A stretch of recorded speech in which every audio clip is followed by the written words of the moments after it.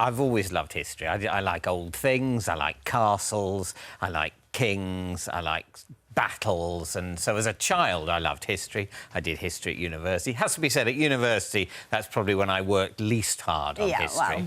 But, you know, that was... There you are. Yeah, I was... That's a great photo, by the way. That's me not doing enough history. Now, this is me doing more history than comedy. So, you know, that's the sort of contrarian I am. But I've always loved history. History, for me, is the most interesting explanation of the world.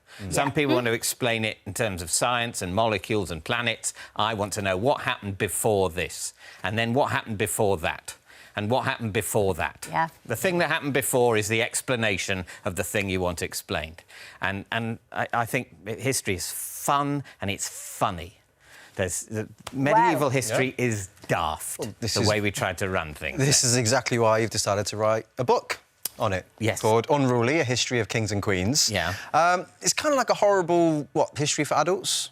I think it's a proper history book. It tells the story, it tells you what you need to know. OK. But it also, I hope it's funny, because I think it was funny what they did then. It wasn't funny if you were alive then, it was horrible. No. But now we've got a bit of distance, you know.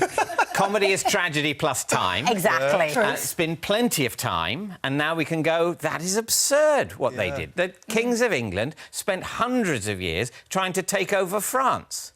Now, that is not a friendly thing to do. No. And also, it's not possible. No. They kept trying and they kept failing. They spent a fortune, killed tens of thousands of people, and in the end, France was France and England was England. It was futile. Pointless. Let's then look at specific characters, we'll call them, that you talk about. King Arthur, for example. Yes. I mean, so obviously you bring up that he is not a person. He doesn't exist. Not a person. No such man ever lived. There is no evidence at all. He's in stories, you know. I think you could say in storage. Yeah.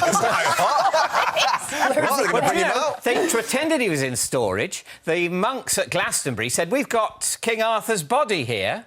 Impossible, because he didn't exist, so you can't have his body. You can't have the body of a fictional character. But they claimed, we've got him in storage in the ground. He's gone off a bit. But it wasn't him, it was just some corpse they'd found. On this subject of history, David, there's a big trend going on social media at the minute. I don't know if you've seen it, right? But it's where people are asking men how often they think about the Roman Empire. It's had billions of views. Have a look at this. How often do you think about the Roman Empire? Say a couple of times a week, maybe 10 times a week. I don't think about it. Quite a lot, actually. But, you know, they've got quite a few bits around Manchester, like the aqueduct.